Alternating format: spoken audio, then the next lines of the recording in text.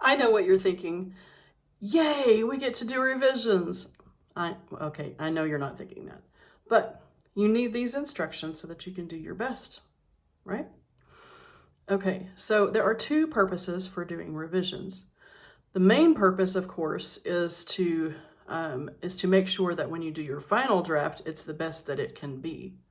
The other reason is because I'm giving you a grade for doing revisions, but you have to exactly follow my directions. I have so many times had to return papers to people or only give them 1 point because they did not follow directions. And this is very simple. You just have to, treat it like a real assignment because it's 5 points. We're talking about 5 points. This is not a 1 point assignment. So if you only do one little thing, do not expect to get the 5 points for it. Okay? You must follow directions. Okay, so you have finished your phase autobiography and hopefully you left room for making revisions, which means that you left room for adding things, crossing things out, drawing arrows, putting things in a different order, etc., etc. Okay, so I'm going to back out of the picture and I'm going to let you look at the board while I talk about the different kinds of changes. Okay, so you should see that I have 6 areas of changes, and it is corresponding to the 6 traits of writing that we've already learned about: ideas, organization, word choice, voice, sentence fluency, and conventions. In this case, I decided instead of using 1 for voice, I went ahead and made 2 for word choice because I want to make it some things that you can actually more easily correct. Excuse me. Voice can be a little bit tricky. So anyway, these are 6 areas. First, ideas. Add or replace 1 key event within your time period or in your intro. Okay, so the introduction should have background information. Make sure that you have a conclusion. The conclusion should indicate why this phase was important. I don't know why I put an E there. I'm going to take it off. I could put a little number 6 for convention errors because that was a spelling mistake. It was kind of like a typo while writing on the board. Anyway, let me get back to this. I put or detail, adding a little detail. So if you did that, then you would put a little number 1 there by the thing that you added. It could be as small as that. That was just 2 words. Or it could be a whole sentence or more than 1 sentence that you added. If your rough draft didn't get full credit because it wasn't long enough, then you need to add more. Okay, so that could be anything you add could be counting as ideas unless you add repetition of something you already said. That doesn't count. Okay, number 2, organization. Add a paragraph break or rearrange the order to make the story chronological or move a sentence. It has to do with how everything is ordered. Since you're telling basically a story in a way, things should probably be in the order that they happened. Okay, if you put them not in the order that they happened, then maybe you need to change that. Or if you have a paragraph that's like 10 lines long, you should probably break that into more than 1 paragraph. Think about it, if you're telling a little story, think about it as when you change scenes, you should change paragraphs. So a whole bunch of things happened outside, and then you can start the next paragraph. Once we went inside, blah, blah, blah, blah, And so that would be a paragraph break.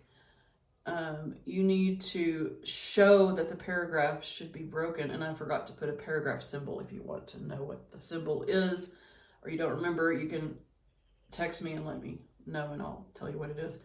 Or just draw a line where you need to break a paragraph.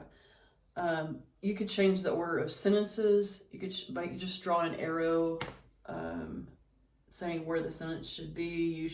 You could even just change the order of words.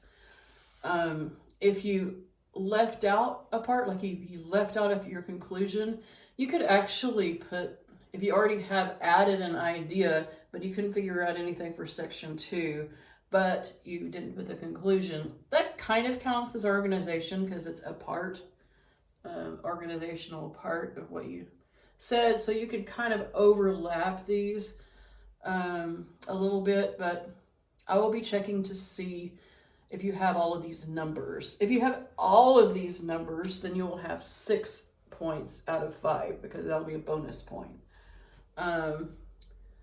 Let's see. Word choice. There's 2 sections of word choice here. The first one is style. Use action verbs rather than linking verbs, or specific concrete words rather than general or abstract words. So for example, the floor was weak. Okay, in this case, I have a linking verb, was, and I could change this and make it an action verb and make the sentence more interesting. The floor buckled under my feet.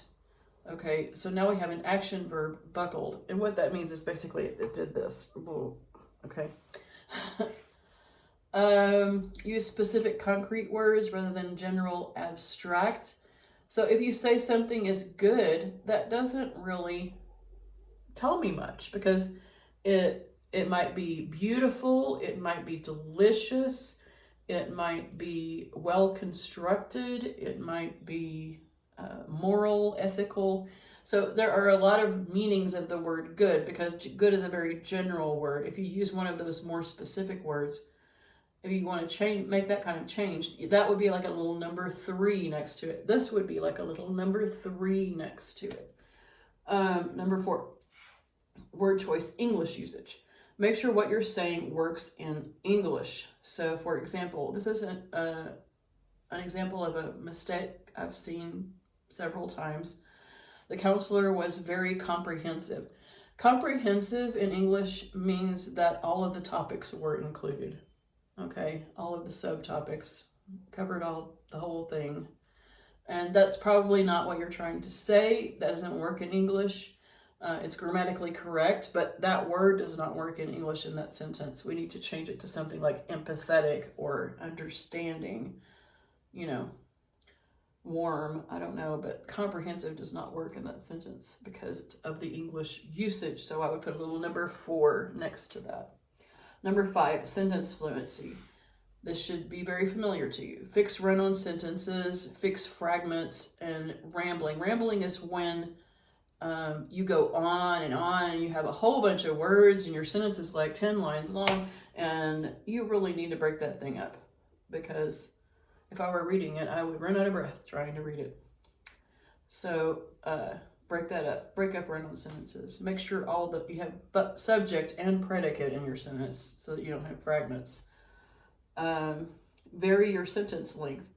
If you have all long sentences, it's kind of like reading a textbook. It becomes kind of boring and put your reader to sleep.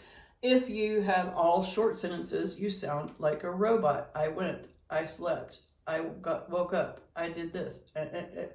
No. So if you have long and short, then that sounds more natural. So any of those kinds of fixes, you could put a number 5 next to that. Number 6, conventions. This is the main thing people do when I tell them to revise their papers. They ignore all of this and they just make a couple of spelling and punctuation corrections and they turn it in. Okay, for me, that's good for 1 point because that's this right here. Not good for all of the points. Even if you make a whole bunch of spellings, punctuation, and grammar errors and correct them, and you put a little number 6 next to all of them, that only counts as 1. You didn't do any of this, okay? So that's why some of you have been getting your papers returned to you, or you get a 0 or a 1 on your revisions assignment because you didn't follow these directions, okay? Yes, I do want you to correct those kinds of errors. That does count as part of it, and it does help on your final draft grade if you get those things right. But that's only 1 point. Okay, again. Oh, another thing. Do not just put a little number 1 and put add detail.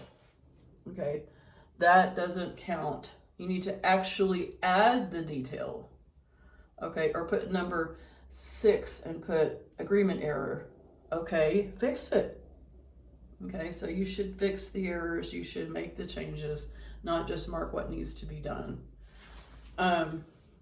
So when, I'm gonna come back in. So when I get your revisions assignment, it should be your rough draft with things crossed out, arrows drawn, things added, different things changed, okay? So there should be some differences that I can see, and you should number them. If you don't number them, I'll either return it to you or I'll just give you 1 point, okay? Because you did something, okay? It's not what I told you to do, but you did something. So if you have a number 4, I'm going to check, is it English usage? Okay, if it's English usage, yes, that's 1 point. But if you put a number 6 next to that, or a number 1 next to that, then, or a number 10 next to that, I'm not going to count that correct because you didn't put the right number next to it. So, yeah. It does take some effort. But then again, remember, this is a 5-point assignment, not a 1-point assignment. So it should take a little effort. Make as many changes as you feel like you need to make. Also, if I have written an edit file on your revisions draft or your rough draft, then when you do your final draft, take that into consideration. Take into consideration the changes that you made here, any edits that you've gotten from me, or any comments that I've written below any of your assignments that apply to this. So pay attention to all of those things and make your final draft the best that it can be. Happy writing.